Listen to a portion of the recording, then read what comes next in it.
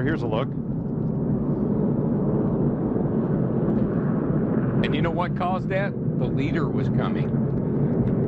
I got to go, dude. You're holding me up. I don't want to go a lap down. The patience was running thin. There's the yellow car coming off the corner right there now. That's Biffle, and the spotters are screaming at those guys back there. You gotta, don't let that guy hold you up. You gotta go. You're gonna get lapped. Now let's quickly review the free pass rule. The first driver a lap or more down in the race when the caution. Bottom, and then you're right in the groove. Kyle Petty, a single car spin, somewhat of a rarity here at Bristol. And David Stremme will be recipient of the free pass. And there's no question that The turn 4 wall, there you see it. Stanton kind of went up high going into 3, and I think Boyer thought he was giving him the bottom, and all of a sudden Stanton cut down just a tad, and Boyer had nowhere to go, but got into him, turned him. See it back there.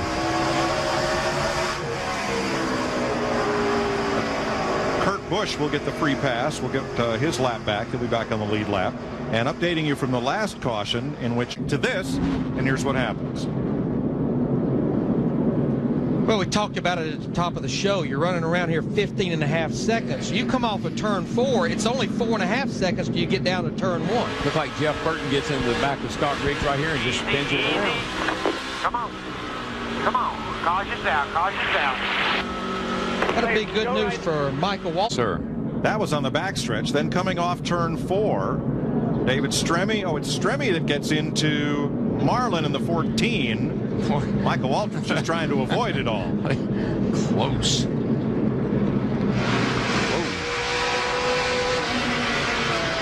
Right in front of you. Right in front of you.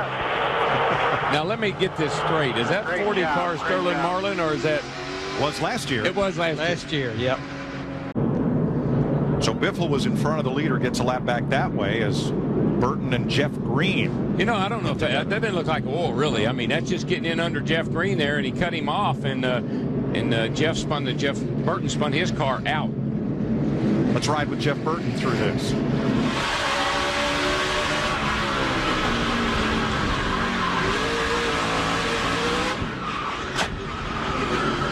Now you stay in the throttle to keep those rear wheels spinning.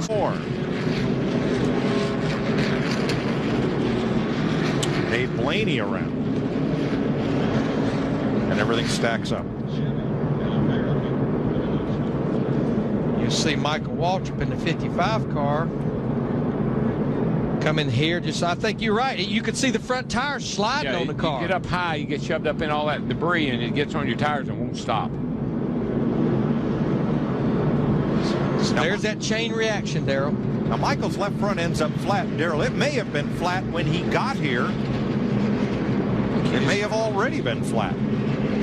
See him up high. You see him up there, and the higher you get it, the more debris there is, and all of a sudden you get to that hole that's not there anymore.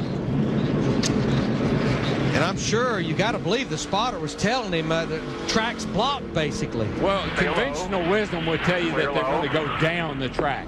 With all the banking, you'd think they'd go down the track, but they were all widened up there and they couldn't. You know, by the way, Greg Biffle in the 16 back on the lead lap. Reed Sorensen in the 41 car just gets in the back of him. It doesn't take a whole lot here at this place as fast as you're trying to run around here. When you're slow and the other guy behind you is fast, you just cannot get out of the way quick enough. In front of you. Slow it down. Slow it down. Go low. Go low. Come on. Come on. Come on. Caution's out. Good job, buddy. Good job. Now, I think this will be the caution that Ryan Newman was looking for, because it's been 90 laps since most of our leaders have been on pit road. I think you're going to see all of them hit pit road, but Ryan Newman's actually going to come in as well. Whoa. 41 car looks like he may have got into the back of the 12. Then when he checked up, that's when McMurray in the 26 really got in the back of 41 hard. Reed Sorensen picked the rear wheels off the ground. Sherman turned mirrors.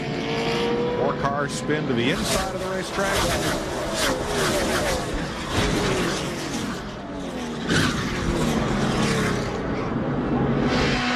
Hair of the dog, 95 car. He's been in a couple of these. Right in front of you on the turn 4, right on the front. Track is blocked. Get it slowed down. Clear on the bottom. Clear on the bottom. Watch this 49 behind you. Your brother is not going to have any brakes left when the day's over. He's had to stop several times to avoid a wreck.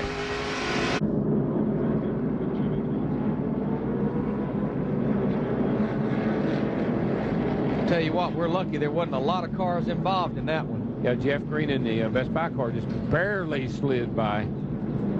See him right there on the outside. See Jeff Burton in the 31, Robbie Gordon in the 7, Ryan Newman in the 12 just had to stop right there to keep from getting into him. Wasn't sure which way he was going to go. Not sure what caused the initial contact between Green and oh. I told you, I thought there was some contact. I should say. Chain reaction behind him. Joe Nemechek in the 01 Army car getting turned around.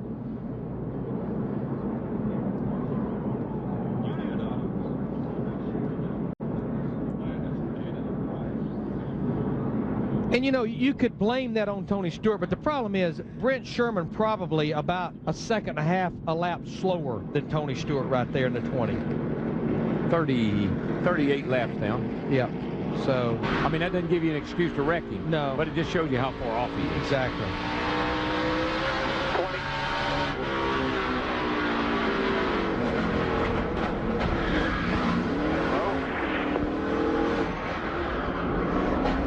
I think pit road will be a very busy place. We were seeing a lot of cars starting to go backwards right there. And that's how this all gets started. Mayfield gets turned first by Jeff Green, and that puts Marlin into mirrors. I think Mayfield, yeah. Mayfield may have gotten loose off of 2. He did, Darrell. Jeff Green didn't hit him, but yeah. Green's momentum carried him into Mayfield. Right, that's You're kind of what it looked like. Yes. The good news for Mayfield, all he's going to need is 4 fresh tires here in the 19 car. You get real impatient when it gets down to the end of the race, and you got to go, and it's not typical Jeff Gordon. I'm not sure if something happened to the one car that caused him to get into him or not, but that was not a very nice thing to do. The free pass car would have been the number 4. No, it would have been the number 1. He was the first car 1 lap down, Martin Truex, when he was involved in the crash. So, no free pass. Things stack up here in a hurry. Get low, stay low, stay low, stay low. Keep coming, keep coming.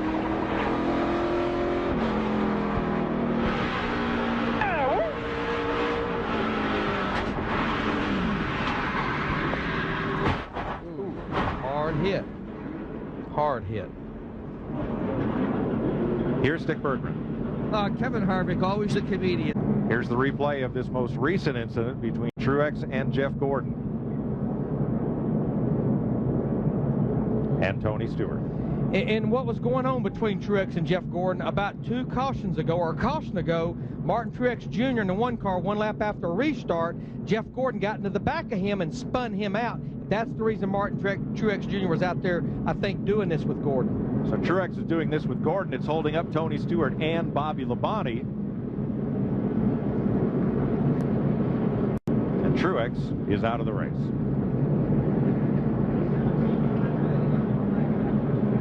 You know, it's one of the things that I think Tony said a couple of times is he has a real problem with some of these younger drivers, your rookie drivers particularly, coming in and this big crash, they've told us so. It had the makings of.